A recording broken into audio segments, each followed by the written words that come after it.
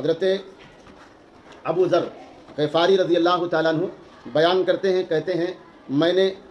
پوچھا اے اللہ کے رسول صلی اللہ علیہ وسلم کون سا عمل سب سے افضل ہے؟ آپ صلی اللہ علیہ وسلم نے فرمایا اللہ رب العالمین پر ایمان لانا اور اس کے راستے میں جہاد کرنا۔ کہتے ہیں پھر میں نے پوچھا اے اللہ کے نبی صلی اللہ علیہ وسلم کون سی گردن آزاد کرنا سب سے افضل ہے؟ اللہ کے نبی صلی اللہ علیہ وسلم نے فرمایا کہ مالکوں کو جو سب سے زیادہ پسندیدہ ہو اور قیمت میں زیادہ ہو،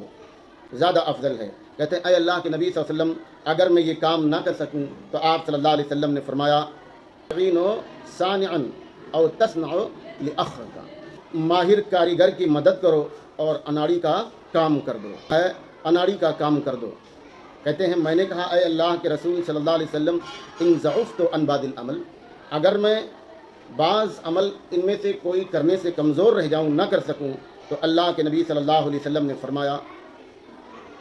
تکف شرک عن الناس، لوگوں سے اپنے شر کو روک لو، لوگوں کو تکلیف نہ دو، یہ تمہاری طرف سے کیا ہے، تمہارے اپنے اوپر کیا ہوگا، صدقہ ہوگا۔